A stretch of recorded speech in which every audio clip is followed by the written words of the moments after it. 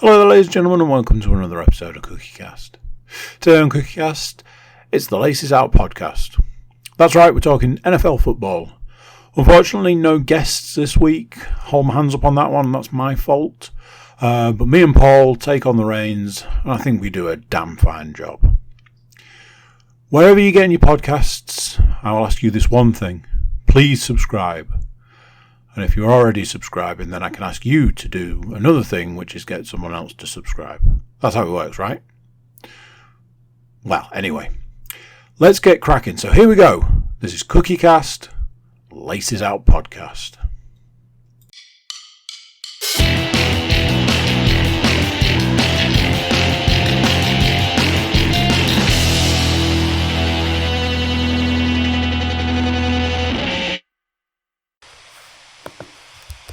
Recording in progress. Man, that sounds like a wonderful thing to hear.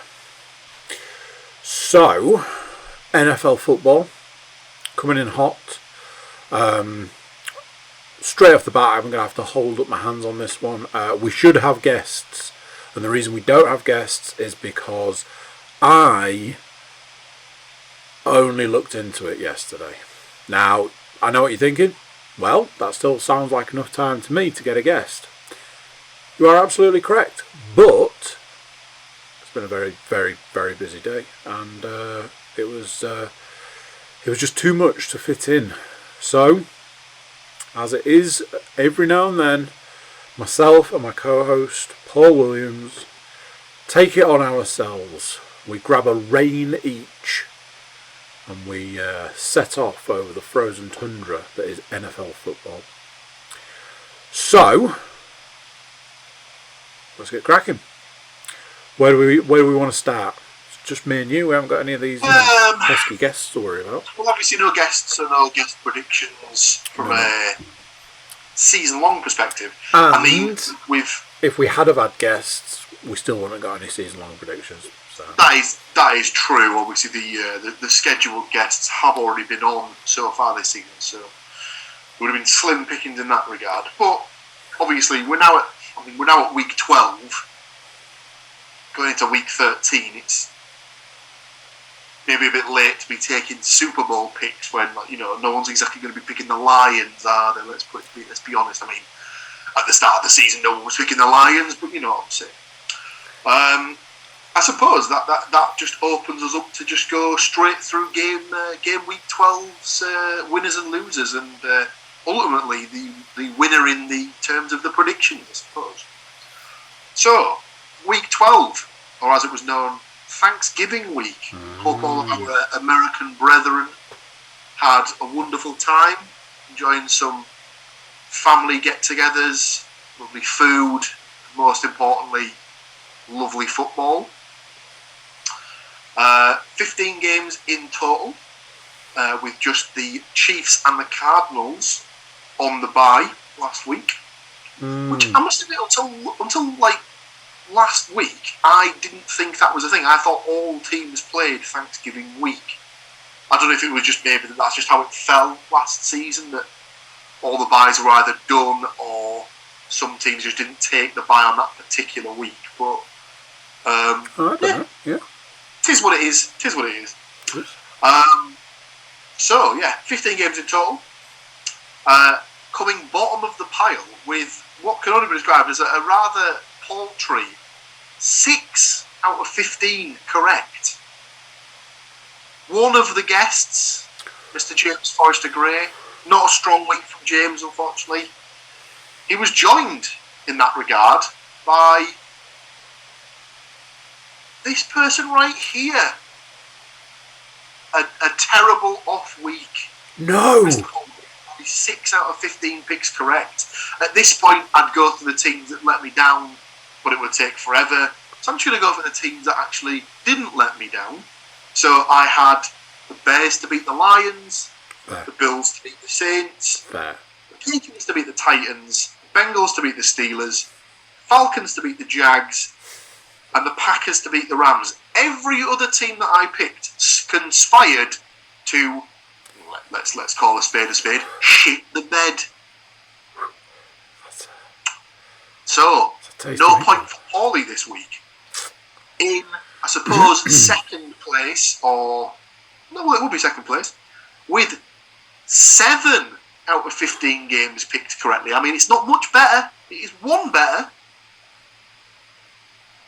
It's the podcast host, ladies and gentlemen, Mr. Andrew Cook, which means gaining a 3rd guest point for the season is one of our 2 guests from last week. It was indeed Mr. Stuart Woodmansey with 8 out of 15 correct picks. Well done, Stu. Obviously, congrats to Stu. I am wondering if I'm ever going to get it together this season because apparently the. I'm gonna put it out there. With the exception of week 1, when he was a part of the guests with Mr. Matthew Moore, because tuners into the podcast may realise at this point that we do quite a lot of podcasts together. So it just made sense for them to both come on. That's all right. Other than the first week, where we were all going in sort of a bit blind, just to sort of see what was there and what wasn't. When he's been the guest, he's won every week. I mean, granted, that's only 2, but of the 3 points that the guest have got, 2 of them have come from him. So wow. He's clearly the guest to get on from a picks perspective. So yeah, thank you very much to Stuart and his big old brain. The scores for the season stay. I have, Andrew, sadly, only 2 points. The guest has 3 points, and I myself have 7. So that gives me a 4-point cushion with just 5 game weeks left. So the worst I can do is draw with Andy, and depending on how next week goes, I can still be caught by the guest and beaten by the guest. We'll see what happens. This is amazing. That is amazing. Jesus. I can reveal that this week's picks has featured my first official pick where everything was telling me to go a particular way. So this is the first week where I've gone the other way, and I will explain that decision further down the line. So some things to bring up from my perspective over the course of the week. Did anybody here think we were going to get through this podcast without talking about one man in particular? Should we talk about the small number of yards that he got? Should we talk about the number of interceptions that he threw? Or shall we talk about the fact that the Carolina Panthers are definitely trying to find the receipt right now? They know they've definitely thrown away because he's going to come back to the team, and he's going to save the team because he's so good. Oh no, that's right, we got rid of him because he was shit. Ladies and gentlemen, Cam Newton gets benched. What number game for the Carolina Panthers? John, how many games has he played? Which is? Hang on a minute.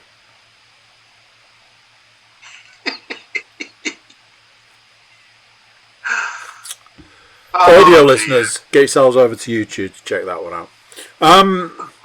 Yeah, did anybody think we were getting through this podcast without talking about you can roll Cam Newton in as much glitter as you want, but he's always going to come up as a floater.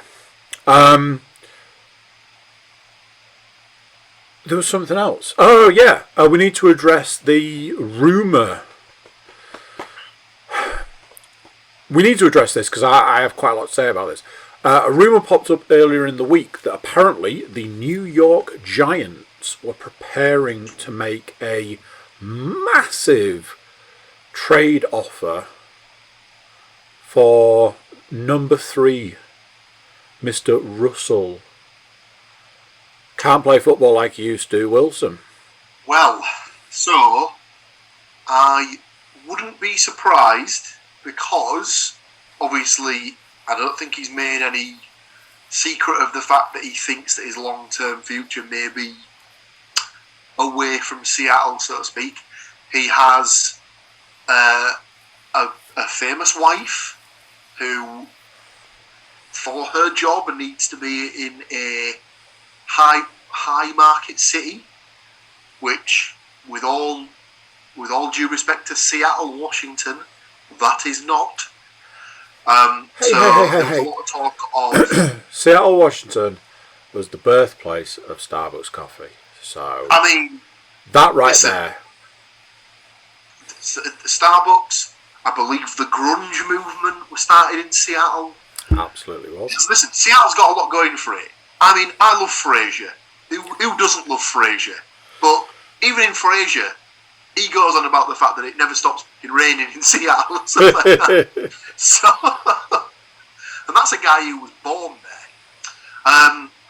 Yeah, I think it's one of those things where his wife, for her job, would need to be in one of the sort of the premier cities, if you will, in the United States. So we're talking New York, LA, Houston, one of those three. The Jets have just drafted a new quarterback. It's probably not going to be them. The Chargers have got Justin Herbert. It's almost definitely not going to be them. The Rams have just taken a punt on Matthew Stafford for at least the next couple of years. You'd imagine it's probably not going to be them, which leaves open the Houston Texans. And let's be honest, no one's touching that basket case of a club with Deshaun Watson until his legal situation gets sorted out. So that basically leaves you with the New York Giants. So it wouldn't surprise me at all if we see a swap of sorts involving Danny Dimes and Russell Wilson. But I think at the end of this season, the Seahawks have got to make a decision whether they go with the quarterback long term or they give Pete Carroll another couple of seasons. Because I'd be very surprised at this point if we start next season with the Seattle Seahawks in the same configuration they're going to end this season. I don't think they're going to start. They'll go in the same configuration. I don't know what that will look like. For me personally, I think the smartest move for Seattle is.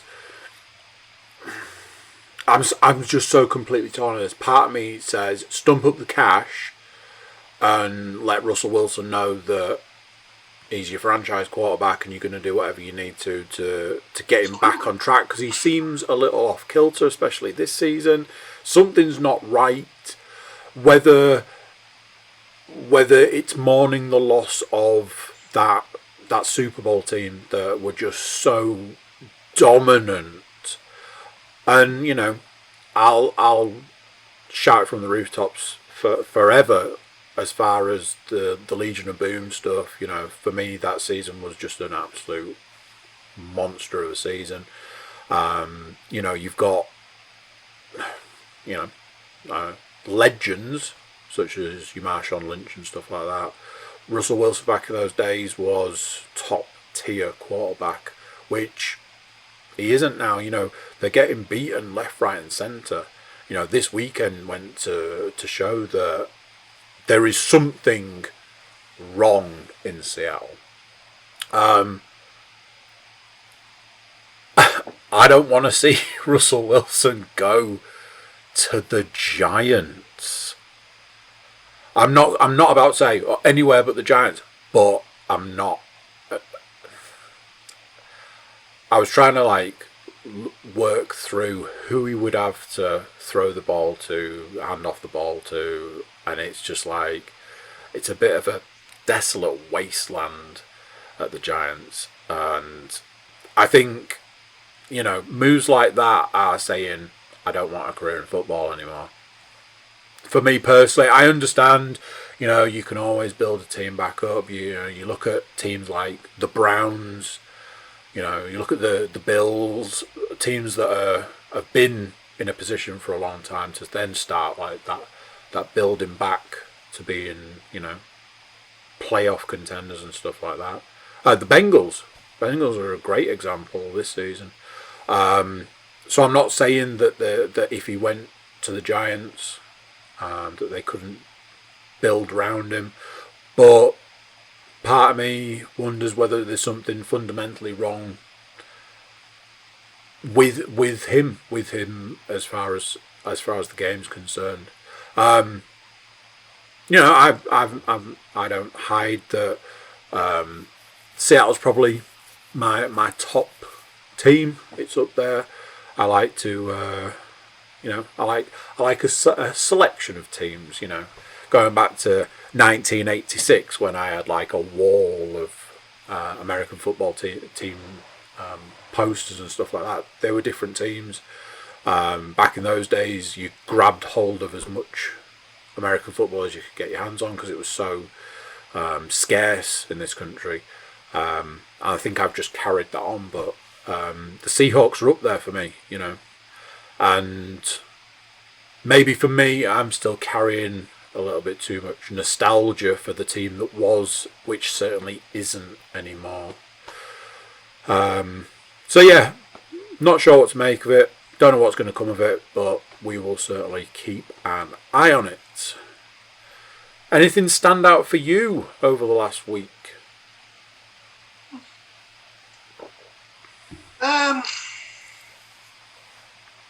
From a results perspective,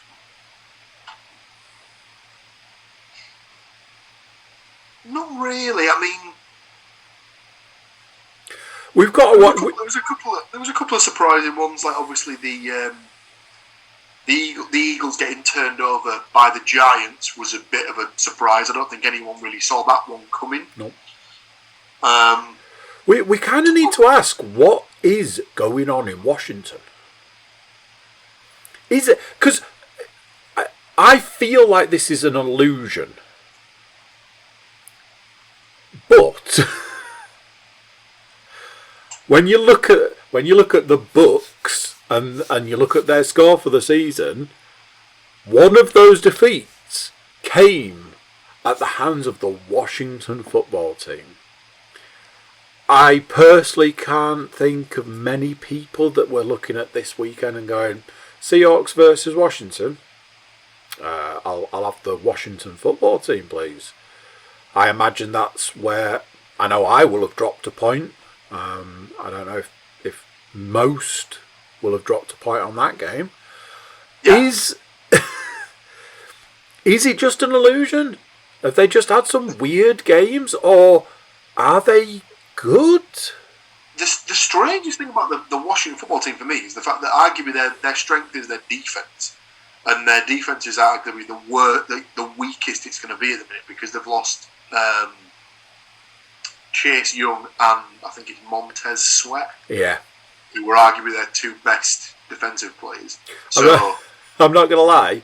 At the start of the season, when it turned out that Fitzmagic was popping up at Washington, I was like, I'm looking forward to this. And then gets immediately injured. So we got one game, well, not even one game, we got one half, I think it was, before he got injured. And then, he's been shut down for the season. So. Yeah.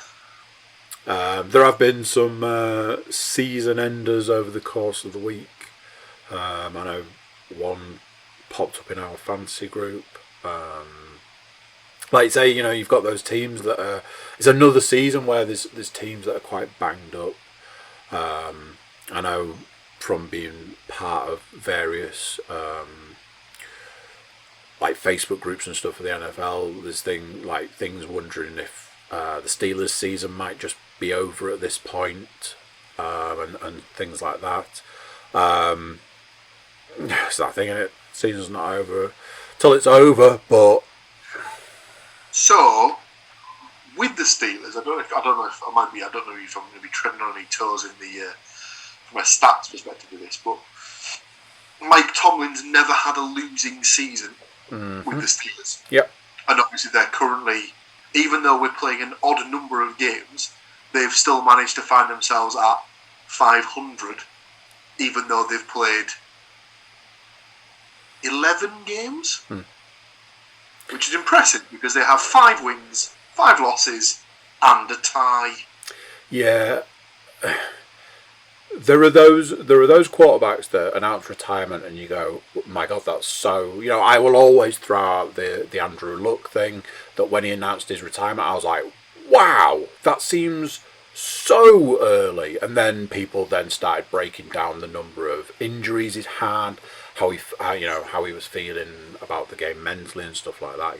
Injury takes not just a toll on the body, it takes a toll on the mind for an athlete. For a true athlete, it takes those tolls. There are I still I'm still saying it now. Drew Brees. I honestly thought he had another season in him. The fact that they were asking him partway through the season if he was coming out of retirement would suggest that that's the case. I think the thing with Brees is that his body would probably let him go as long as he wanted. The issue is that his arm strength was obviously decreasing, and we saw that he wasn't able to make the big throws that he was before. So we saw that there was a game last season where they brought somebody else out to make a Hail Mary. Back end of last season. Was it Teddy? Was it Ted? No, maybe it was Jameis. Because obviously Jameis was there. Yeah. Last season. Teddy was in. I seem to remember. I seem to remember him overthrowing it. But that was. And it was simply for that reason, like you said, because his arm had just deteriorated that much that he wasn't able to use to throw the deep ball anymore. And that's quite a statement when you've got your QB1 who can't throw the deep ball. It's like it's probably and I think when that athlete is like, I need to get out of here before the cracks start showing more, before people start asking why I'm still here. And obviously that brings us on to Big Ben. Ben Roethlisberger, hands down, should have retired at the end of last season. The fact he didn't is probably a bigger surprise. And I mean, personally, I'm not that surprised that he didn't retire at the end of last season, because obviously he got injured, and then they had to play out the remainder of the season with Mason Rudolph. I think he was more under the impression of he wanted to dictate when he would retire. He didn't want to be like retired by the game, if that makes sense. It does make sense, but him not retiring doesn't make sense. Especially now. He looked bad at the weekend. But in that strange way though, the game that they had against, was it the Chargers the week before?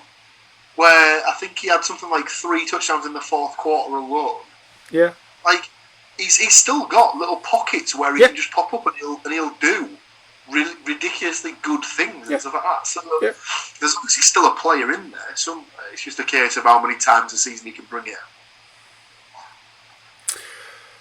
So, anything else stand out-ish for you? In that case, we should talk stats. Happy to report that the stats mistress is on the mend. But she, whether torn ACL out for the season or not, she has always managed to deliver the freshest, tastiest of the stats. So let's have a look at the stats here. These are NFL Week 12 stats for the 2021 season, brought to the Stats Mistress by Nate Davis of USA Today, and brought to you, lovely people, by us via the Stats Mistress. As always, odd number of stats, so I gave the co-host the bigger chunk so that you don't have to listen to me for too long. Saying that, the first stat is a monster stat. Stat 1, here we go. Green Bay Packers quarterback Aaron Rodgers was playing on a bad toe, behind a beat-up offense line, and while facing the Rams. Didn't matter, and if you didn't know Rodgers was hurt, you wouldn't know he was hurt. He hung 307 yards on LA through the air while accounting for 3 touchdowns in the Pac's 36-28 win, which keeps them right on the heels of the Arizona Cardinals for home field advantage in the NFC. Now Rodgers gets a much needed week off before returning to face the Chicago Bears.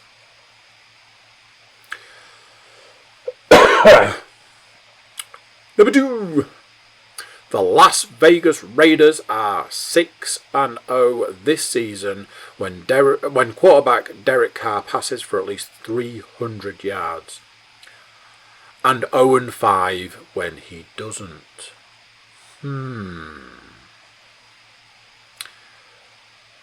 Number 3. I'll go through the stat for number 3 and then I'll mention something I saw about it. Tampa Bay Buccaneers running back Leonard Fournette, 131 total yards and 4 touchdowns, carried his offensive and outshone Indianapolis Colts counterpart and emerged MVP candidate Jonathan Taylor, 97 yards and a touchdown.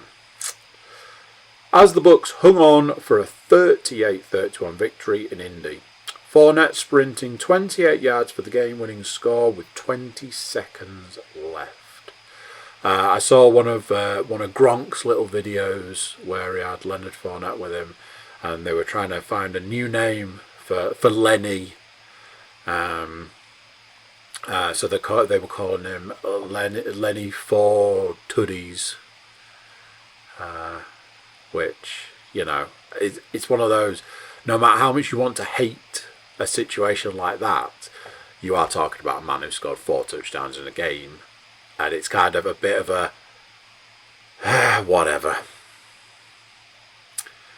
Everybody's favourite team, the New England Patriots, who have a league best 6-game win streak, rolled the Tennessee Titans 36-13 to reclaim first place in the AFC East, and are now only half a game out of the overall AFC lead. The Pats' defense wasn't at its best, but don't break best. I don't even know what that means. While quarterback Mac Jones threw for a season-best 310 yards and 2 more scores to strengthen his position as Offensive Rookie of the Year frontrunner.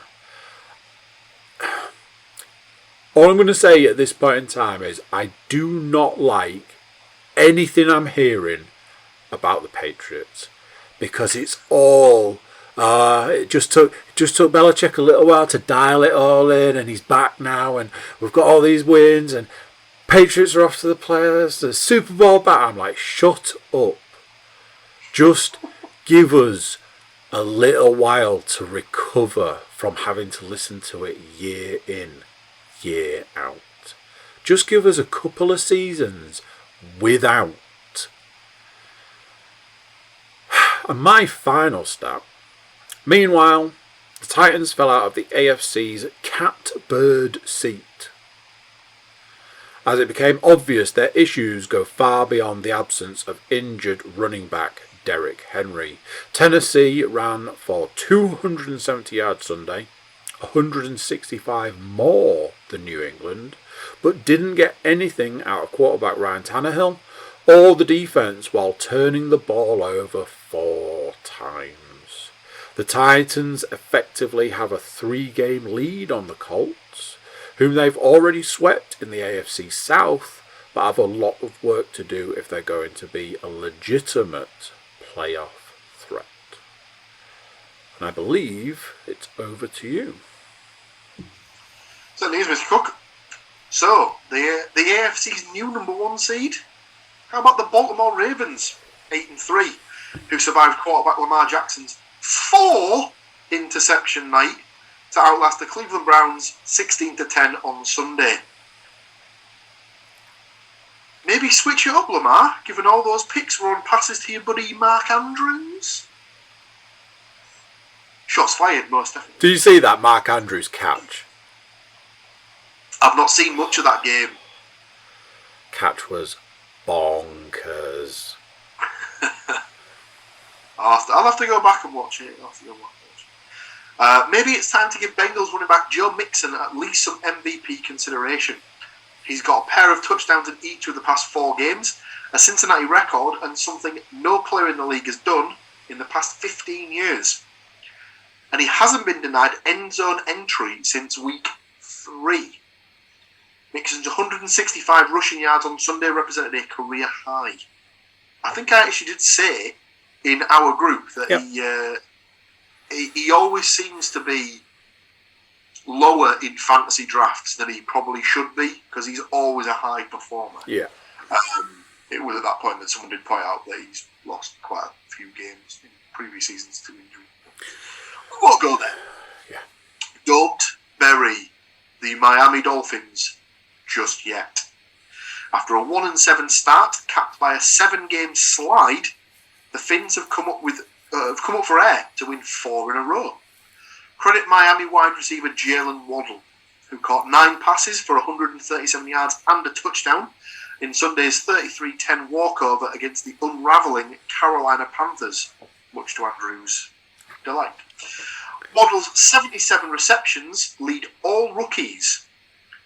And then it also goes on to say, extra credit for Waddle's waddling celebration, which was picked up on the cameras of Red Zone, and Scott Hanson was just, is he doing like a duck or a penguin waddle as he's celebrating? It was pretty good. That was something that I meant to bring up. Obviously, the Carolina Panthers are going to suffer a little bit more, seeing as their star player is now ruled out for the season. That's right, Mr. CMC, Christian McCaffrey, is out for the season.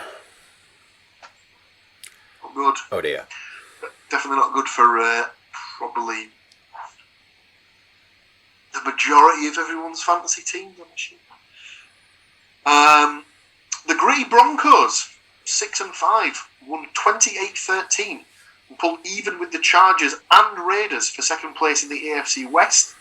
All are now just 1 game back of the idle Kansas City Chiefs. A rushing touchdown in 3 consecutive weeks. The legend of San Francisco 49ers wide receiver, in brackets, Deebo Samuel, continues to grow. No other receiver in the Super Bowl era, since 1966, has matched this accomplishment. Was it on Sunday that he didn't have a single reception or receiving yards? All of his yardage was like played out of the backfield. Yeah. Absolutely mental. And finally, sticking with the San Francisco 49ers, NFC wildcard, anyone? How about the Niners, 6-5, who have quietly strung together a 3-game hot streak whilst moving up to the conference 6th seed? Tough and multifaceted, this could be the team no one wants to see in January. So, as I alluded to earlier, there is a game I've picked this week where everything was telling me to go one way and I went the other way, and it is actually featuring the San Francisco 49ers.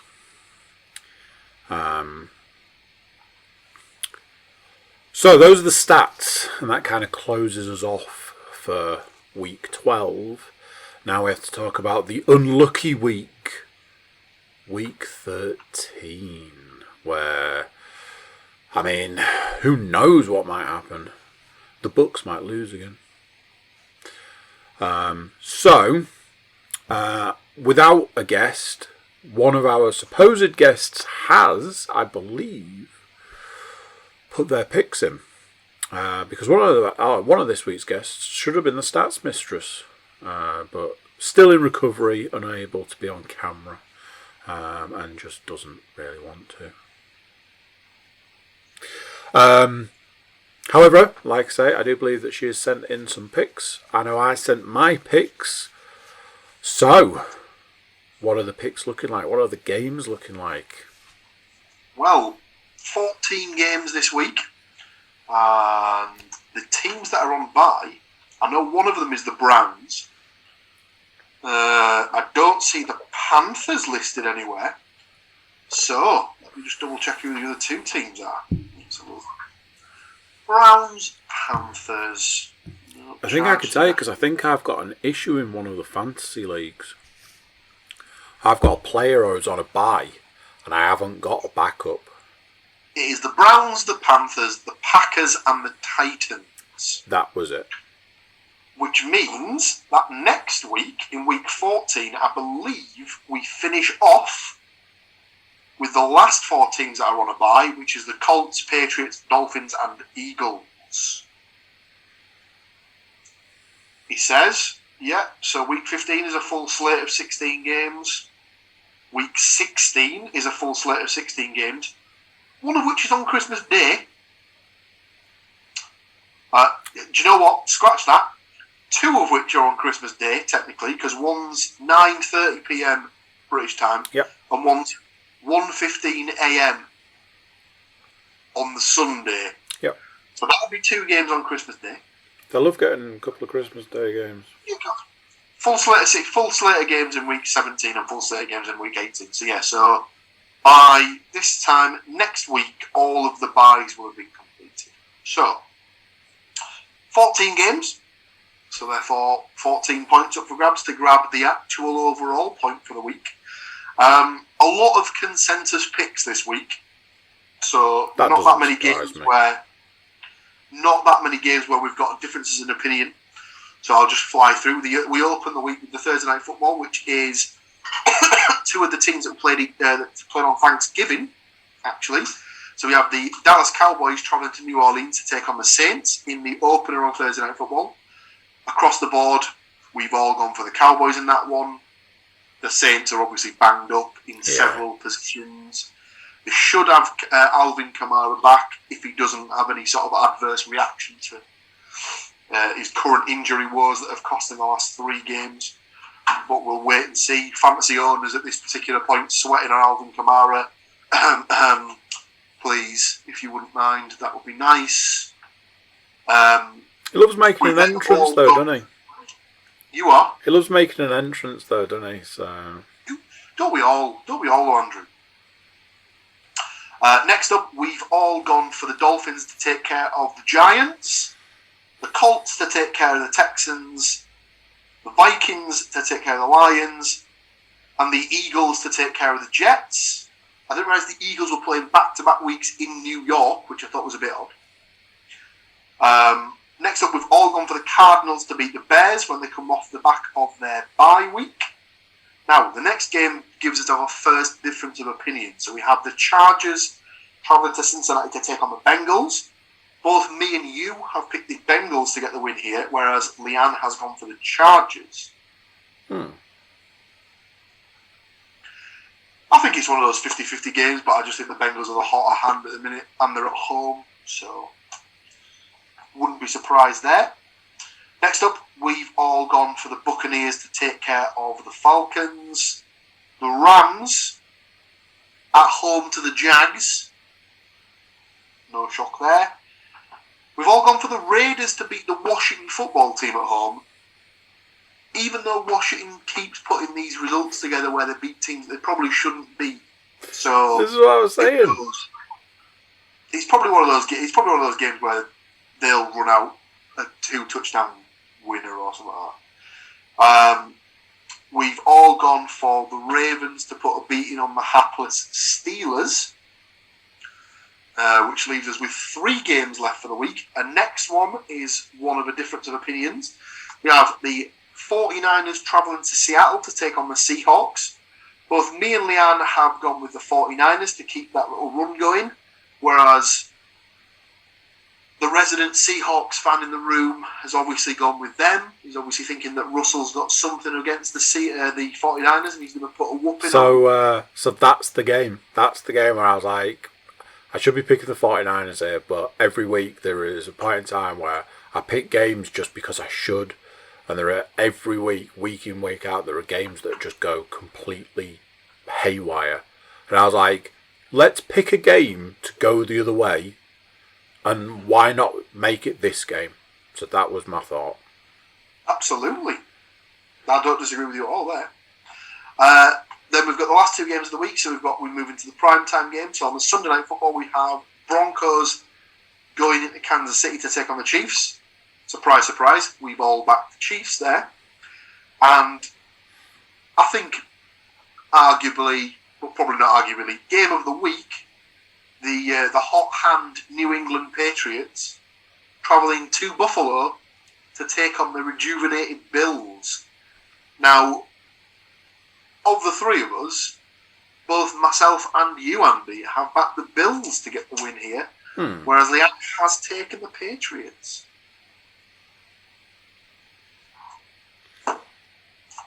I think if the Patriots win that game, I think it's safe to say that we can strap ourselves in for another decade of Patriot dominance over the AFC East. Let's put it that way.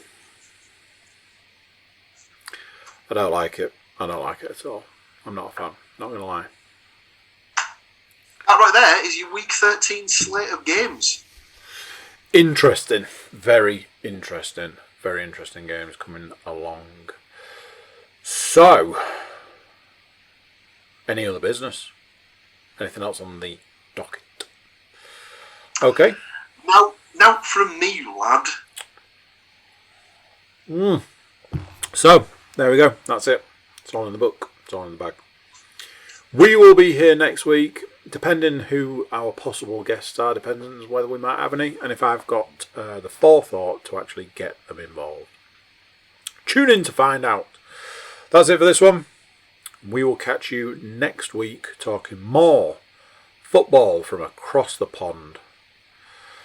Thank you to you, sir, and thank you to these lovely people for listening to us.